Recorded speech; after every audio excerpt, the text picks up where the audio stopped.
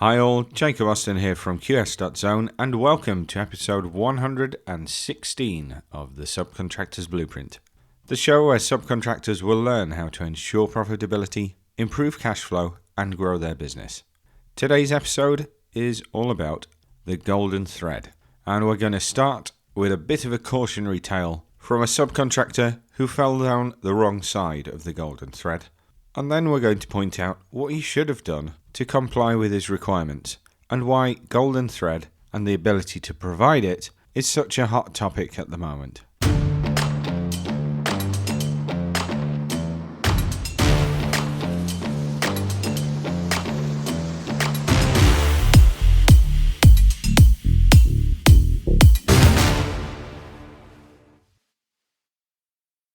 Now let's dig in with the inspiration for this week's podcast, which is based on a conversation that I had with a subcontractor. So let's call this guy Danny Drywall. And one Friday afternoon, he's sat in his office with papers all over the place, searching for all important documents, because the main contractor, knowing that the project is now a couple of weeks from practical completion, has just asked Danny for all of his handover information. As-built drawings, fire safety certs, O&M manuals, everything. And as he's dug deeper into the information that he needs to provide, his heart sinks, because he's spent months on installation, on maintaining the right quality, but he hasn't realised he's expected to maintain a golden thread of information. Now, with the clock ticking, he's frantically combing through emails, scribbled notes, trying to find order documents, trying to trace what products is used where. He throws loads of effort at it, and he provides the main contractor with what he can. But it's not enough. The main contractor grows frustrated. Without Danny's golden thread information, the full safety file for the building can't be produced, and it's needed for practical completion. So they're now risking delays in getting the job handed over, and Danny's final payment is hanging in the balance whilst he tries to come up with the goods. Now, if that scenario sounds familiar to you, then today's episode is exactly what you need. We're going to explain what the golden thread is all about, get you prepared for providing the right information, and avoid Danny Drywall's mistake. So we better start with exactly what golden thread is and why it's become so important. And this is another requirement that has stemmed from the Grenfell Tower tragedy. That's moved on a whole host of things in building safety and compliance, with the Building Safety Act 2022 introducing the concept of golden thread. Essentially, a comprehensive digital trail of building information that's maintained through design, through construction, and into occupancy of the building.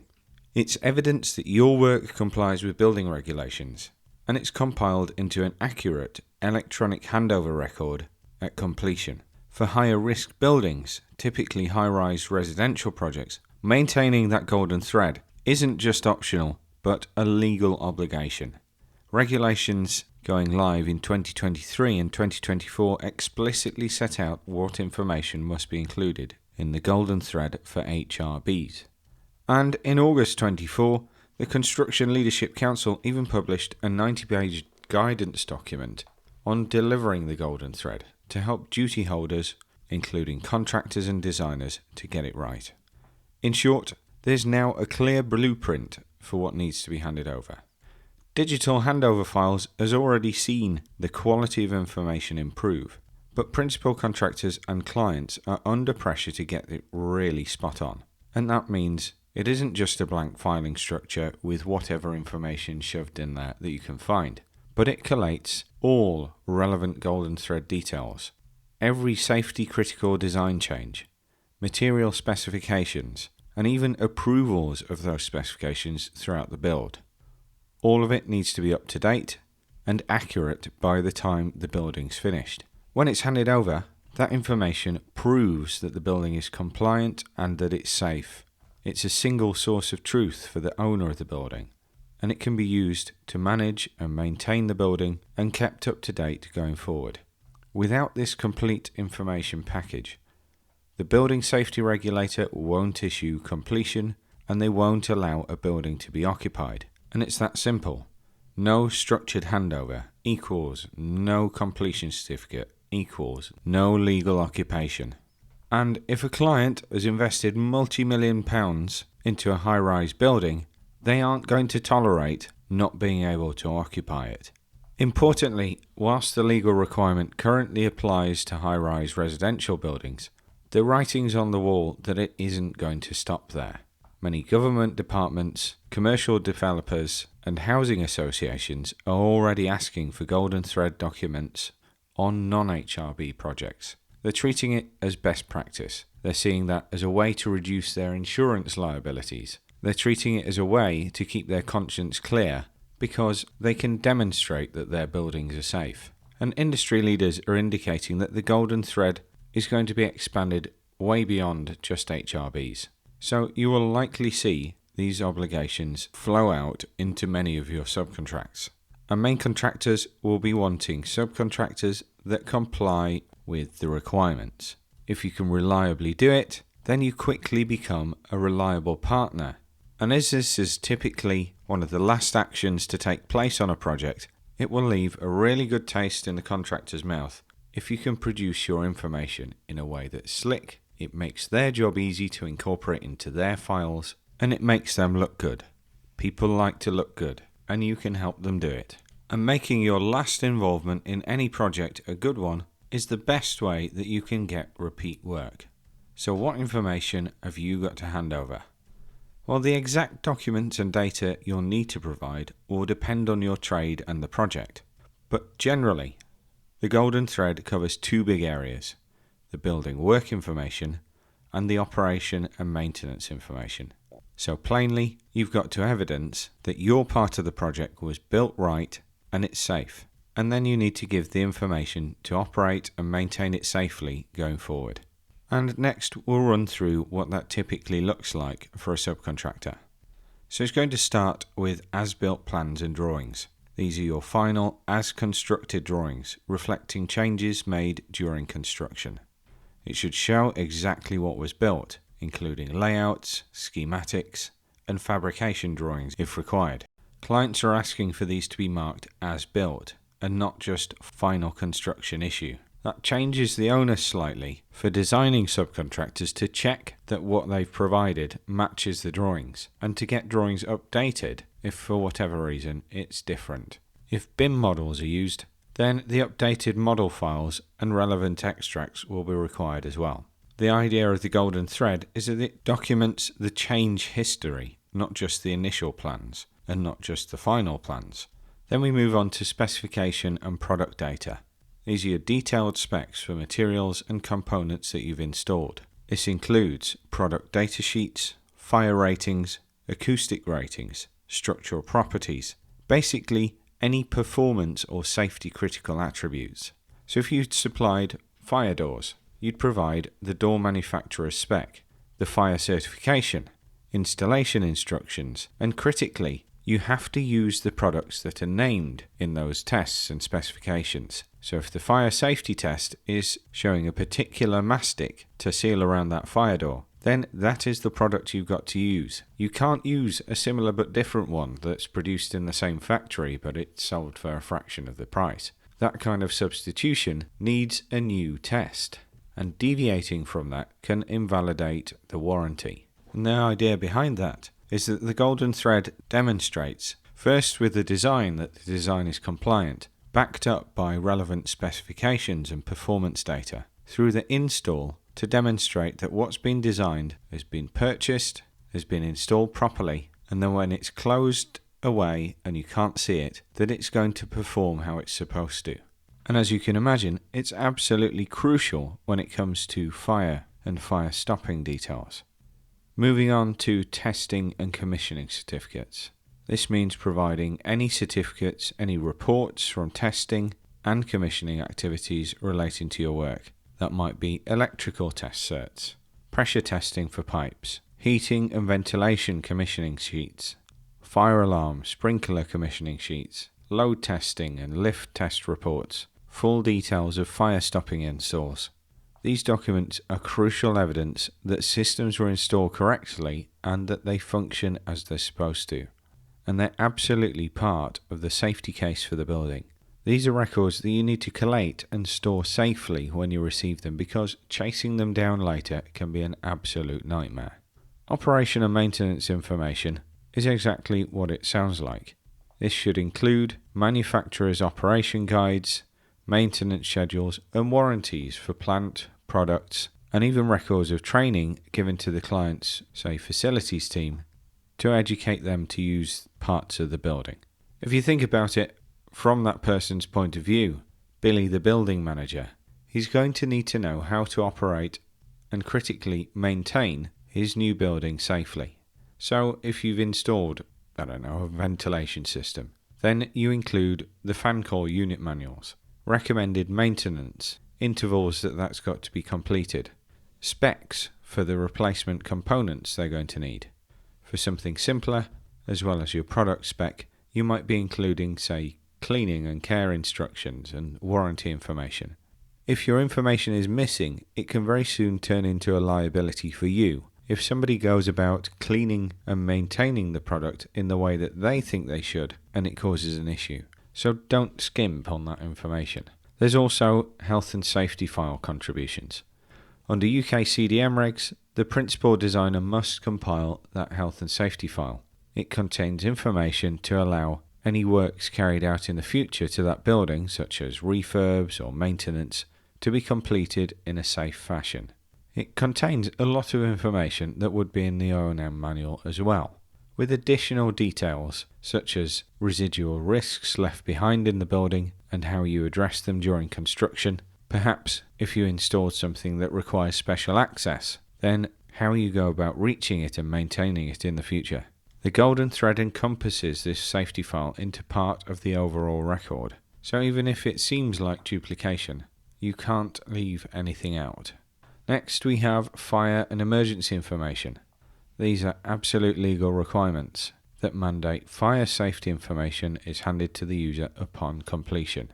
That means if you do anything within construction that affects the fire safety of a finished building, you need to hand over the documents and your records to show that you've safely installed the design, the location of each bit of your install, along with certifications and so on, and critically, documentation that shows that that product is installed properly in the right place with the right treatment such as sealants applied. The golden thread concept puts a big emphasis on fire and structural safety details being passed on. Next, we've got approvals and certifications. If you get involved in elements of the approval process, such as building control sign-off, if you need permits, warranties or guarantees for your installed materials, and if there's any third-party certs, such as BBA certificates, FM approvals, etc. If your work was subject to inspection and sign-off by somebody, say a fire officer or a commissioning engineer's sign-off, then include those sign-off sheets. For HRBs, the building control process involves gateways and final certificates, and whilst the overall completion certificate is likely your client's responsibility, you should be providing documentation that supports achieving it, be it test results, compliance certs, and so on. Essentially, any document that's going to have regulatory or assurance stamps on it should be handed over to show compliance with the design. Then we have change logs or deviations.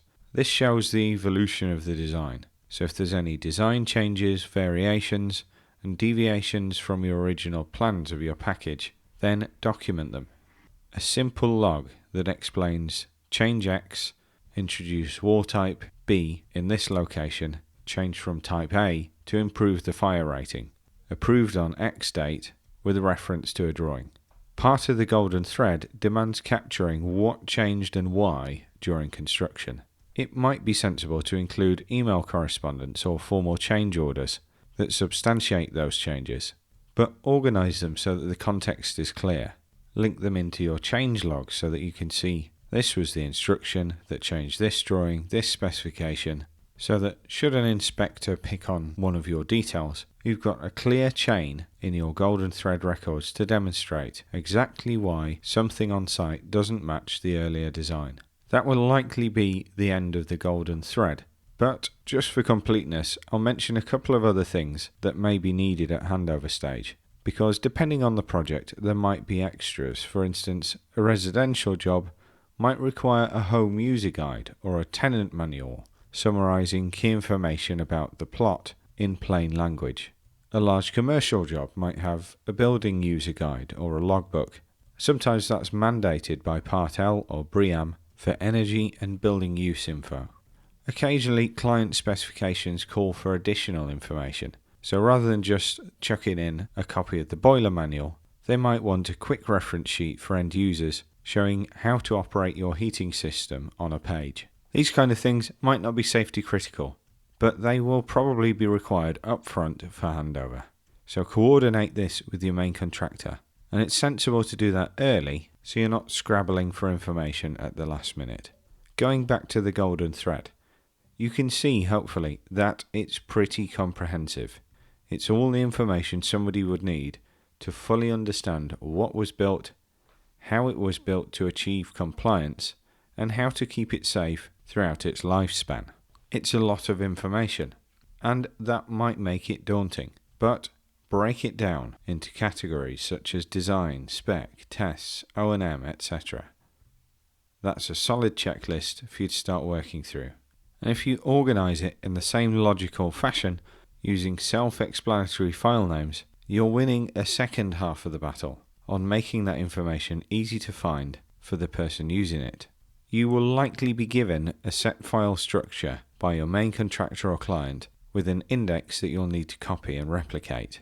But if you're not, propose one based on that common sense approach. Folders named by what you're going to find in them. Then all you need to do is get your information in them. So now let's talk practical tips on getting it right. Organising your golden thread handover is as much about process during the project as it is about that final package of information. So here's how you avoid last minute scrambles by getting organised. And of course, it starts on day one. Don't wait until that project is almost complete to think about your documents. From that early kick-off meeting with your contractor, clarify what handover expectations they have from you, and begin gathering documents as you go. Set up a folder on your system for the project, and file things into correct subfolders as they're generated. So when you get a test certificate in month 2, save it in your test certificates folder, straight off the bat. That then makes this an activity that takes care of itself, because by PC time, you're just consolidating and doing your final checks rather than starting from scratch. Next is the good old checklist. If the main contractor doesn't provide you one, either of its own or via the client's requirements, then create your own based on previous projects and the categories that were described before. That checklist is going to be your friend throughout the job. Updating it regularly with what you've filed lets you know when you get to the final knockings what you need to focus on. It stops things from slipping through the net. You might be able to start with the BSA's prescribed information list. Use that as a template. Perhaps adapt it to fit your scope, removing items that don't apply, and then just highlight them off as you go. Organisation is your friend with this. Next, communicate your expectations down to your supply chain. So if you, as a subcontractor, sub out further portions of the work, then pass these requirements down to them. By building documentation requirements into their subcontracts, you've got something to hold them to account to. It also means that they're aware from the start that you're going to need manuals, certificates, and saved with the proper naming convention. Give them dates that you need your information by, and don't be shy about quality controlling that information as well. If they give you something sloppy or scant of information, then get it back to them and get it corrected whilst they're still on the hook and you've got their interest in the job. Next, leverage technology. Managing loads of files can be tedious. If the project has a common data environment, such as Procore or Viewpoint, then use it to store and organise your documents. It also provides an audit trail. It demonstrates what you upload and when and who's accessed it. It will make your contractor's life easy if they give you access to the CDE, the common data environment, to upload information directly. And a lot of them will want you to do that if you can. So my tip is to take advantage of it if it's available. But if it isn't, you don't need fancy software, because a simple shared folder with version control like SharePoint or Google Drive that all of your team can access and contribute to can help you track and collaboratively build that documentation set together. Just ensure that the final documents end up in the agreed format and location at project handover. Next tip is follow your main contractor's guidance. Most likely, the principal contractor will issue an O&M manual or handover template. It might even be a specific format that the client wants and maintains across all of their jobs.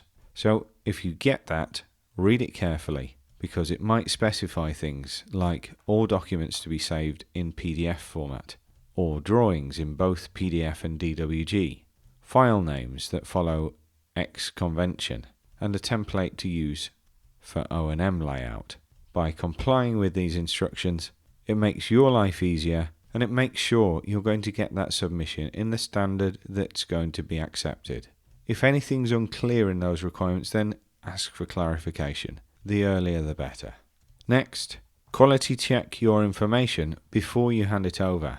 I know sometimes these things can be a rush, but doing an internal review, playing the part of the client's building manager or an auditor, could save you endless back and forth.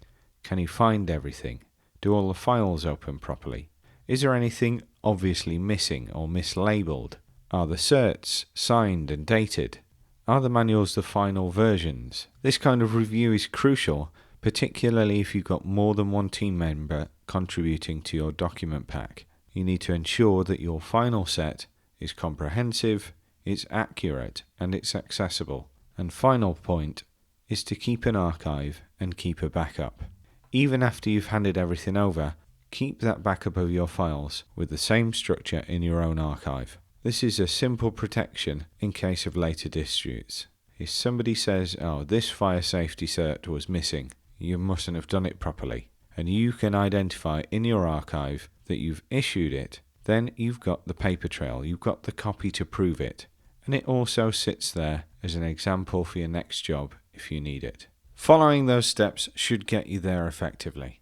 And if you can adopt a rigid system to standardize and systematize your handover, you'll reduce this to a really simple admin exercise, and you'll prevent that last minute nightmare. To go back to the story at the start, Danny Drywall did manage to cobble together the necessary documents, but it wasn't on time. So he managed to strain his relationship with the main contractor, but he's learned his lesson from it. The golden thread isn't just about bureaucratic red tape, as much as it might feel like it. It's about instilling accountability and pride in everybody's work. It's about demanding good quality performance and backing it up with proof that that's what you've delivered. And remember that the golden thread is ultimately there for the building's final occupants, so that they can understand the building and keep it safe, and they can live in it safely with confidence that the work that you've done is going to keep them safe if they need to rely on it. As I alluded to earlier, you'll also find that main contractors will start to remember the subcontractors who hand over quality information, first time and without a fight. It's a little differentiator that can go a long way, because ultimately these requirements are here to stay, they're likely to expand, so getting on board with it is just smart business for you. And there we have it. I hope you've enjoyed, hopefully, my digest of the golden thread requirements, and it helps you in some way. My mission with the show is to help the million SME contractors working out there in our industry. So if you do take some value away from today's episode, I'd love it if you'd share the show and pass that value on to somebody else who'd benefit from hearing it. And of course, subscribe yourself if you haven't already. And thanks for tuning in. If you like what you've heard and you want to learn more, then you can find us at www.qs.zone. And we're also on all your favourite socials, again, at qs.zone. Thanks all. I've been Jacob Austin, and you've been awesome.